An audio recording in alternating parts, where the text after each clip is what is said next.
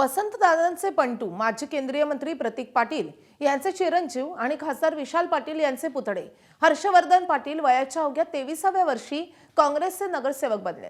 सांगलीमधील प्रभाग क्रमांक 11 मधून भाजपचे उमेदवार मनोज सरगर यांचा पराभव करून हर्षवर्धन पाटील यांनी पहिल्याच निवडणुकीत विजयाचा गुलाल उधळलाय।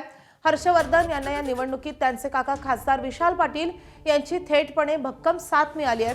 महाराष्ट्राच्या राजकारणात काकाच्या मदतीने अनेक पुतण्यांनी राजकारणात एंट्री केल्याचं आतापर्यंत आपण पाहिलंय।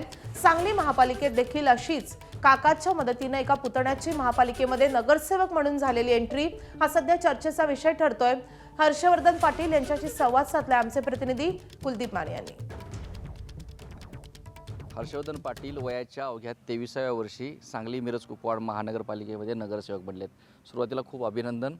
काय सांगाल या विजयाबद्दल? एवढ्या कमी वयामध्ये नगरसेवक पदाची निवडणूक लढणं आणि त्यामध्ये विजय? माझ्या आयुष्यातली पहिली निवडणूक होती आणि प्रभाग 11 मधनं सांगली मिरज कुपवाड महानगरपालिकेतनं प्रभाग 11 मधनं आम्ही 4 काँग्रेसचे उमेदवारी निवडून आलो।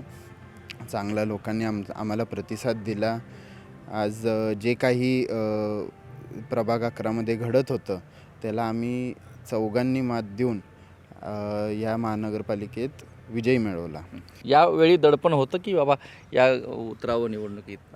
थोडंफार मला आधी होतं, पण जसं दिवस जवळ येत होते तर मी ठरवलेलं की ह्या निवडणुकीत उतरायचं, ताकदीनं उतरायचं, लोकांपर्यंत जायचं, त्यांच्या समस्या जाणून घ्यायच्या। आणि जे काही मी मागच्या 1-2 महिन्यात मी जे काही लोकांमध्ये संपर्क केला त्यांनी मला एक चांगला कॉन्फिडन्स डेव्हलप झालेला की ही निवडणूक मी पार पाडू शकतो, मी ही सीट निवडून आणू शकतो। कॅमेरा पर्सन योगेश सोबत कुलदीप माने, एबीपी माझा, सांगली। एबीपी माझा, उघडा डोळे बघा नीट।